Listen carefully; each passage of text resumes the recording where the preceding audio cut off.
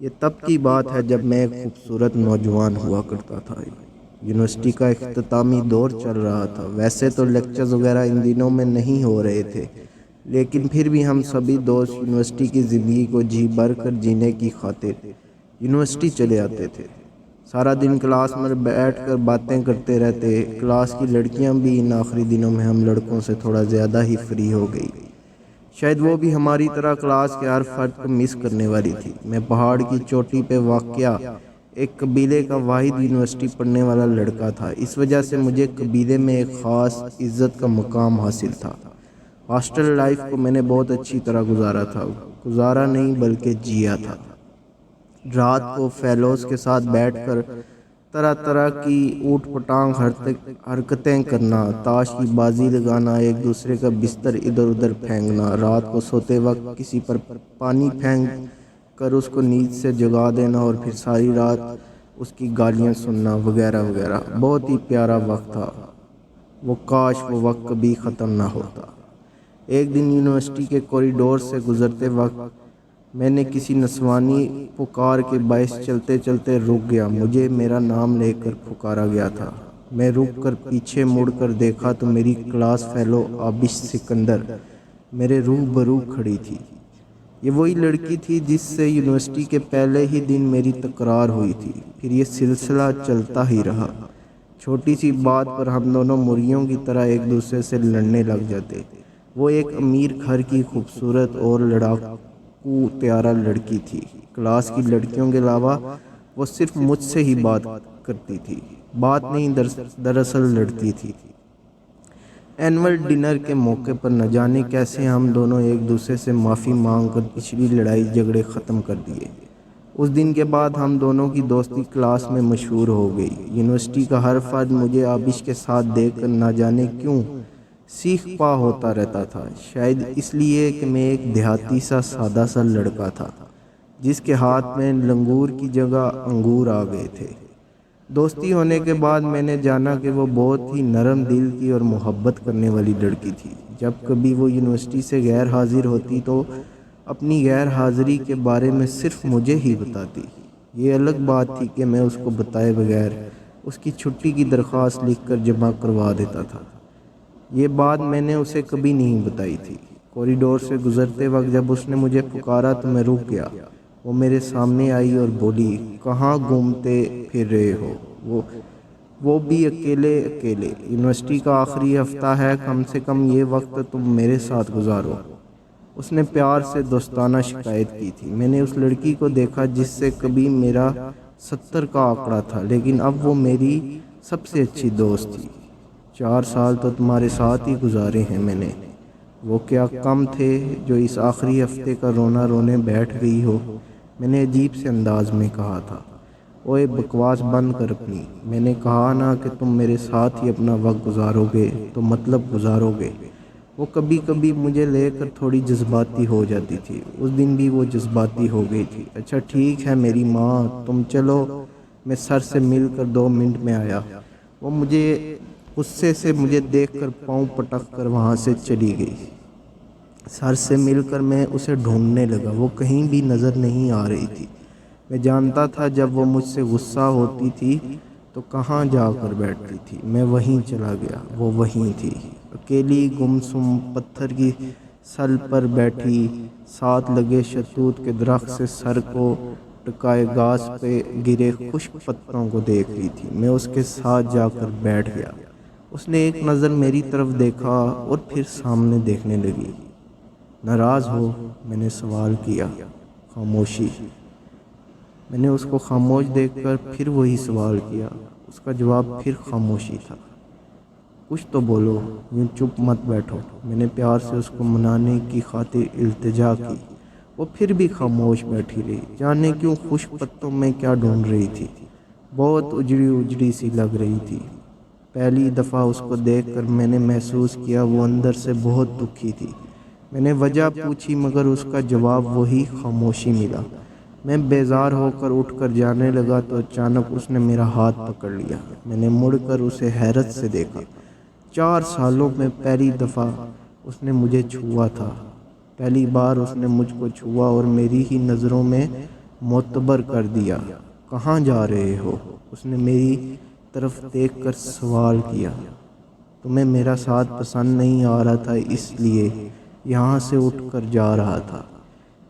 کس نے تمہیں یہاں سے جانے کی اجازت دی؟ وہ سنجیدگی سے مجھ پر اپنا حق جتاتے ہوئے سوال کر رہی تھی۔ وقت نے، میں نے بھی سنجیدگی سے جواب دیا۔ وقت کون ہوتا ہے ہم دونوں کا فیصلہ کرنے والا؟ وہ ایک دم سے تہش میں آ گئی۔ میں نے کوئی جواب نہیں دیا، خاموش رہا، کھڑا اس کو سنتا رہا۔ پھر اس نے ایک لمبی سی ٹھنڈی سی سانس چھوڑی اور بولی، چلو آج مجھے کہیں گھمانے لے چلو۔ گھمانے؟ وہ بھی میں؟ میرے پاس تو کوئی سواری بھی نہیں ہے۔ مجھے نہیں پتا، بس مجھے کہیں گھمانے لے چلو۔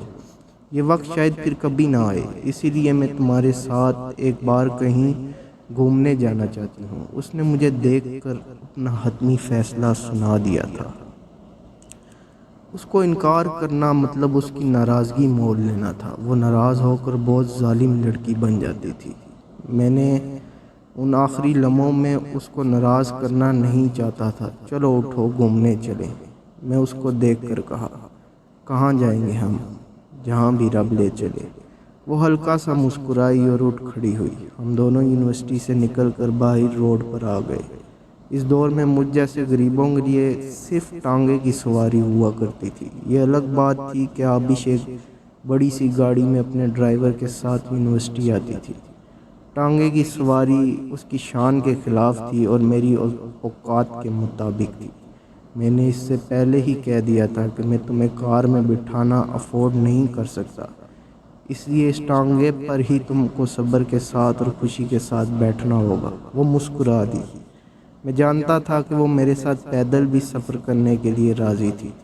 ٹانگے پر بیٹھ کر ہم جاڑے کے موسم میں ہلکی دھوپ میں شہر کے بازار میں آ گئے۔ میں اسے چاچے گامے کی ٹھیلی پہ لے گیا۔ چاچا گاما کھوئے والی کلفیاں فروخت کرتا تھا۔ میں نے وہاں سے 2 کھوئے والی کلفیاں خریدی اور ایک آبش کو دے دی اور ایک خود کھانے لگا۔ 4 آنے سے 2 کلفیاں خریدنا اس وقت بہت عیاشی تصور کیا جاتا تھا۔ اس نے پہلے کبھی ایسی چیز نہیں کھائی تھی۔ کلفی کھاتے وقت کلفی سے بہتا کھویا اس کے ہونٹوں سے نیچے ٹپک رہا تھا۔ کھوئے کے کچھ قطرے اس کی ناک پر بھی لگے ہوئے تھے۔ اسے دیکھ کر میں مسکرانے لگا۔ وہ سمجھ گئی کہ میں کس وجہ سے ہنس رہا تھا۔ اگلے ہی پل اس نے اپنی کلفی میری ناک اور میرے منہ میں مل دی اور میرے ہاتھوں سے میری کلفی چھین کر کھانے لگی۔ اس کے چہرے پر اس وقت جو مسکان تھی وہ قابل دید تھی۔ اس وقت ایک ہی پل میں وہ مجھے بہت ہی پیاری لگ رہی تھی۔ دل چاہ رہا تھا وہ ایسے ہی ساری زندگی کھڑی رہے میرے سامنے اور میں اسے یوں ہی مسکراتے دیکھتا رہوں۔ وہ پہلا اور آخری موقع تھا جب آبش میرے ساتھ باہر کہیں گئی۔ ہمارے لیے وہ چند لمحے سیر و سیاحت کی طرح تھے۔ آج کے دور کے بچے اس سیر کو ڈیٹ پر جانا کہتے ہیں۔ وہ ٹانگے کی سواری اور کلفے کا مزہ مجھے ساری زندگی یاد رہا، کبھی بھلا ہی نہیں سکا۔ جس دن ہمارا یونیورسٹی کا آخری دن تھا، اس دن آبش بہت کمزور دکھ رہی تھی۔ میں اپنا سامان بیگ میں سمیٹ کر یونیورسٹی ہی لے آیا تھا اور اسے باہر چائے کے ڈھابے پر رکھ دیا تھا تاکہ یہاں سے جب فارغ ہوا تو سامان یہیں سے اٹھا کر اپنے گھر کو لوٹ جاؤں گا۔ اس دن تمام اساتذہ نے ہمارے ساتھ تصویریں بھی بنوائیں۔ یہ الگ بات ہے کہ وہ تصویریں کبھی مجھ تک نہیں پہنچی۔ تمام کلاس فیلو سے آخری بار ڈھیر ساری باتیں کی۔ اس دن زندگی میں پہلی بار وقت بہت تیزی سے گزر گیا۔ اساتذہ اور کلاس فیلو سے باتیں کر کے جی ہی نہیں بھر رہا تھا، مگر اس دن وقت ہمارے حق میں نہیں تھا۔ پھر میں آبش سے ملا۔ وہ غمگین ہو گئی تھی۔ میں بھی اپنے آنسو بہت مشکل سے روکے کھڑا تھا۔ اس نے مسکرانے کی ناکام کوشش کی۔ میں اسے جی بھر کر دیکھ رہا تھا۔ اس سے دور جانا پل صراط سے گزرنے کی طرح محسوس ہو رہا تھا۔ پھر اس نے اپنی انگلی سے ایک سلور رنگ کی انگوٹھی اتار کر میرے بائیں ہاتھ کی چھوٹی انگلی میں پہنا دی تھی۔ میری چھوٹی انگلی اس کی لیڈی فنگر سے بڑی تھی، اس لیے وہ انگوٹھی میری آدھی انگلی میں ہی سما سکی۔ میں اپنے گلے میں پہنی ہوئی چین اتار کر پاگلوں کی طرح اس کے گلے کے بجائے اس کی کلائی پر بل دے کر باندھ دی تھی۔ یہ سب کچھ ایک ہولناک خاموشی کے زیر اثر ہو رہا تھا۔ وہ بھی چپ تھی، میں بھی چپ تھا۔ اس کی آنکھیں بھی سرخ ہو گئی تھی، میری پیشانی بھی جلنے لگی تھی۔ پھر وہ ایک نظر مجھے دیکھ کر ہزار ضبط کے باوجود دو آنسو جلدی سے بہا کر بغیر کچھ کہے، بغیر الوداع کیے وہ جلدی سے بھاگ کر اپنی گاڑی میں جا کر بیٹھ گئی۔ میں حیرت سے اسے دیکھتا رہا۔ اس کی گاڑی میں میری آنکھوں کے سامنے سے اسے لے کر چلی گئی اور میں وہیں حیرت کا مجسمہ بنے اس کی گاڑی کو خود سے دور جاتا دیکھتا رہا۔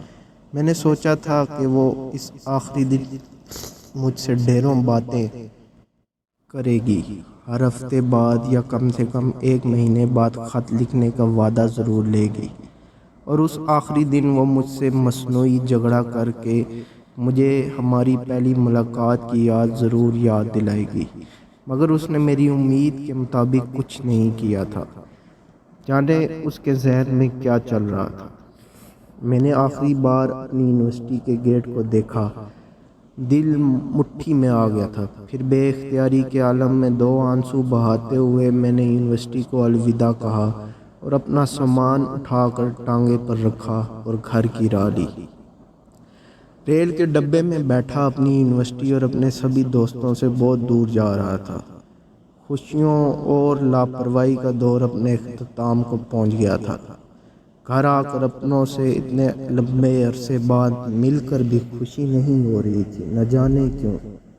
کچھ عرصے بعد گھر والوں نے شادی کا کہا تو میں نے انکار کر دیا۔ انکار کرنے کی وجہ مجھے خود معلوم نہیں تھی، لیکن پھر کچھ عرصہ اور گزرا تو ابا نے روایتی والد کی طرح اپنی پگڑی میرے قدموں میں ڈال دی اور بولے کہ بیٹا تمہیں میری عزت کا واسطہ ہے، شادی کر لو۔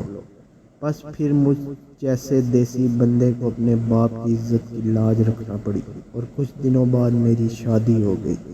شادی ہونے کے بعد میں آبش کو بھلا نہیں پایا۔ اس کی دی ہوئی انگوٹھی میری انگلی میں تھی۔ انگوٹھی تنگ ہونے کی وجہ سے میری انگلی پر اس انگوٹھی کے گہرے نشان بن گئے تھے۔ وہ نشان مجھے آبش کی یاد دلاتے تھے۔ جب بھی اس کی یاد آتی میں گھر سے باہر نکل کر پہاڑوں پر اونچائی پر چلا جاتا۔ وہاں جا کر میں بے خود سا ہو کر زور زور سے آبش آبش پکارنے لگتا۔ میں نہیں جانتا تھا کہ میں ایسا کیوں کرتا تھا۔ یہ بھی نہیں جانتا تھا کہ وہ بھی مجھے یاد کرتی ہوگی یا نہیں۔ زندگی کسی بورنگ ریلوے اسٹیشن کی طرح ہوتی ہے نہ چاہتے ہوئے بھی ہمیں کسی بورنگ اسٹیشن پر اترنا پڑتا ہے، پھر وہیں سے اپنی منزل کی طرف بڑھنا ہوتا ہے۔ میں بھی ایک بورنگ اسٹیشن پر اتر کر اپنی نا چاہی منزل کو پا چکا تھا۔ اس اسٹیشن پر بہت سے لوگ مجھ سے بچھڑ کر اپنی منزل کی طرف جا چکے تھے۔ وہ بھی اسٹیشن پر اتر کر مجھ سے جدا ہو گئی۔ یقیناً اس کو بھی اس کی منزل مل گئی ہوگی۔ وقت کسی بے لگام گھوڑے کی طرح سر پٹ دوڑتا رہا۔ اس سارے عرصے میں بہت کچھ بدل گیا تھا۔ میں 2 بچوں کا باپ بن گیا تھا۔ ایک بیٹا تھا جس کا نام ایان علی تھا اور ایک بیٹی جس کا نام آبش تھا۔ میں نے سوچ رکھا تھا کہ میں اپنی بیٹی کو اس کا نام دوں گا، اس سے کسی بھی صورت اپنے قریب رکھوں گا، ہر روز اسے دیکھوں گا، پیار کروں گا، ڈھیر ساری باتیں کروں گا۔ شاید ایسا کرنے سے میرے دل کو کچھ سکون مل سکے۔ ایک سردیوں کی جاڑے والی شام میں لاہور کی مارکیٹ میں کسی کام سے گیا تھا، جب مجھے اپنے سامنے ایک خاتون بہت دیر سے مجھے تکتی نظر آئی۔ اس کے چہرے پر نقاب تھا مگر اس کی آنکھیں جانی پہچانی تھی۔ ایک دم سے میرے ذہن میں دھماکہ سا ہوا۔ آبش، میں نے دل ہی دل میں کہا تھا۔ دفتن ہی اس خاتون نے اپنے چہرے سے نقاب ہٹا دیا۔ اس کا ایسا کرنا تھا کہ میرا دل مٹھی میں آ گیا۔ وہ وہی تھی آبش، میری دوست، میری سہیلی، میری بے چینی کی اکلوتی وجہ۔ میں حیرت سے اس کو دیکھے جا رہا تھا۔ وہ چلتی ہوئی میرے سامنے آ گئی، وہ بھی مجھے بڑی حسرت بھری نظروں سے دیکھ رہی تھی۔ اس کی آنکھیں وہی کچھ بیان کر رہی تھی جو وہ اس آخری دن کہہ نہ پائی تھی۔ کیسے ہو؟ اس کی آواز ایک لمبے عرصے بعد سنتے ہی دل کو سکون مل گیا تھا۔ میں نے ایک پل کے لیے سکون سے آنکھیں بند کر لی اور اس کو کوئل جیسی آواز کو اپنے دل میں قید کرنے لگا۔ میں ٹھیک ہوں، تم سناؤ؟ میں بھی ٹھیک ہوں۔ یہاں کیسے آنا ہوا؟ بس ایک کام کے سلسلے میں اپنے مادر عالمی شہر آنا پڑا۔ بس واپس جانے ہی والا تھا کہ تم نظر آ گئی۔ شادی کر لی؟ اس نے اچانک سے سوال کیا۔ میں نے دل پر پتھر رکھے ہوئے سر کو ہلا کر جواب دیا۔ ایک دم سے اس کے چہرے پر اسی جاڑے کی شام جیسا منظر بن گیا جیسا منظر اس کی آخری ملاقات کے موقع پر بنا تھا۔ کتنے بچے پیدا کر دیے؟ اس نے خود کو نارمل ظاہر کرنے کی ناکام کوشش کرتے ہوئے ہلکے سے مسکرا کر پوچھا۔ ایک بیٹا اور ایک بیٹی، میں نے مختصراً جواب دیا۔ کیا نام ہے تمہارے بچوں کا؟ نہ جانے وہ کیا پوچھنے کی صحیح کر رہی تھی۔ بیٹے کا نام ایان علی ہے۔ بیٹی کا نام بتاتے ہوئے شرم آتی ہے۔ اس نے ہنستے ہوئے کہا، آبش؟ ہاں بولو، سن رہی ہوں میں۔ اس نے سمجھا تھا کہ میں اسے مخاطب ہوں۔ میری بیٹی کا نام آبش ہے۔ میں نے گہری نظروں سے آبش کو دیکھا جس کی ہنسی ایک دم سے رک گئی تھی اور وہ بہت زیادہ حیرت اور سنجیدگی میں مبتلا ہو گئی تھی۔ وہ کچھ نہیں بولی، صرف مجھے پیار بھری نظروں سے دیکھتی رہی۔ چلو آؤ، تمہیں ایک جگہ لے کر چلتی ہوں۔ اس نے میرا ہاتھ تھامنا چاہا مگر پھر ایک پل میں رک گئی۔ میری طرف اپنے بڑھتے ہوئے ہاتھوں کو اس نے پیچھے ہٹا لیا۔ وہ مجھے ٹانگے پر بٹھا کر ایک یادوں بھری جگہ پر لے آئی۔ میں سوچ رہا تھا کہ وہ کتنی بدل گئی تھی۔ کار میں بیٹھنے والی لڑکی ٹانگے پر کیسے سکون سے بیٹھتی تھی۔ وہ مجھے چاچے گامے کی ٹھیری پر لے آئی۔ چاچا گاما بھی بوڑھا ہو چکا تھا۔ آبش کو دیکھ کر چاچے گامے نے اس سے جلدی سے سوال کیا، آبش پتر، اج خیر تے سی؟ دیر کیوں کر دیتی آن وچ؟ چاچا گاما کے سوال سے مجھے اندازہ ہوا کہ آبش وہاں روز آتی تھی، تبھی تو چاچا گاما اس سے اس بارے میں پوچھ رہا تھا۔ بس چاچا بازار گئی سی، اتھے ہی تھوڑی دیر ہو گئی۔ میں حیرت سے آنکھیں پھاڑ پھاڑ کر اس لڑکی کو دیکھ رہا تھا جس کو پنجابی کا ایک لفظ نہیں آتا تھا اور اسے پنجابی سے چڑ تھی، مگر آج وہ بہت اچھی پنجابی بول رہی تھی۔ پھر آبش نے اپنے پرس سے 4 آنے نکال کر چاچے کو دیے۔ چاچا نے اسے دو کھوئے والی کلفیاں دی اور بولے، پتر کدی تے 2 کلفیاں کھا لیا کر، بس ایک ہی کھاندی ہیں، دوجی نو بس تکدی رہندی ہیں۔ چاچے کی بات نے میرے دل پر ضرب سی لگائی۔ وہ کیا تھی اور کیا بن گئی تھی؟ چاچے کو آبش بہت پسند تھی، اس لیے وہ اس دور میں بھی جب 10 روپے میں 1 کلفی نہیں ملتی تھی، وہ 4 آنے میں 2 کلفیاں اسے دیتے تھے۔ جانے آبش نے چاچے سے اس 4 آنے کے بارے میں کیا بتا رکھا تھا۔ آبش نے 1 کلفی خود لے لی اور دوسری کلفی میری طرف بڑھا دی۔ میں نے آبش کو دیکھا جو بڑے چاہوں سے کلفی کھاتے ہوئے مجھے دیکھ رہی تھی۔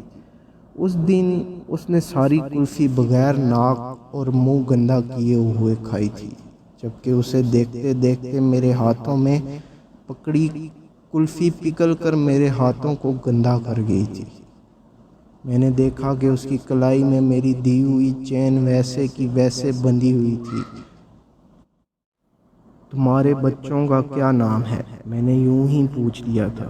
اس نے میری طرف ذرا ٹھہر کر دیکھا، پھر میرے چہرے پر نظریں ٹکا کر بولی، بچوں کے نام تب رکھے جاتے ہیں جب بچے ہوں اور بچے تب ہوتے ہیں جب شادی ہو۔ ہاں، اگر میں شادی کرتی اور میرے بچے ہوتے تو میں اپنے بیٹے کا نام بھی تمہارا رکھتی۔ اس نے خود پر نہ جانے کیسے ضبط کر رکھا تھا، جبکہ میرا ضبط جواب دیتا جا رہا تھا۔ پھر میں اس سے کوئی اور سوال نہ کر سکا، کیونکہ اس کا ہر جواب مجھے زندہ درگور کر دیتا۔ میں نے اپنی انگلی سے اس کی دی ہوئی انگوٹھی اتار کر اس کی انگلی میں پہنا دی اور بغیر کچھ کہے وہاں سے اپنے دیس لوٹ آیا۔ نہ ہی میں نے کچھ کہا تھا اور نہ ہی اس نے مجھے روکا تھا۔ ریل کے ڈبے میں بیٹھے ہوئے سارے راستے میری آنکھوں سے آنسو بہتے رہے۔ سالوں گزر گئے۔ میری انگلی پر اس کی انگوٹھی سے بننے والے نشان آج بھی موجود ہیں۔ اس نشان والی جگہ کو دائرے کی شکل میں سوئی سے کھریچتا رہتا ہوں، جس سے وہ زخم بن جاتا ہے اور وہ زخم مجھے آبش کی یاد دلاتا ہے۔ آج اس بات کو آدھی صدی گزر گئی، میری انگلی پر وہ نشان آج بھی باقی ہیں۔ اس دن کے بعد میں اس سے کبھی نہیں ملا، نہ ہی اس کے شہر کبھی لوٹ کر گیا، مگر وہ کھوئے والی کلفی کا سودا آج بھی میری زبان پر محسوس ہوتا ہے۔ اس کی ہنسی آج بھی اپنے قریب محسوس ہوتی ہے۔ میں رہوں نہ رہوں، تم مجھ میں کہیں باقی رہنا۔ مجھے نیند آئے جو آخری، تم خوابوں میں آتے رہنا۔ بس اتنا ہے تم سے کہنا، بس اتنا ہے تم سے کہنا۔ شکریہ۔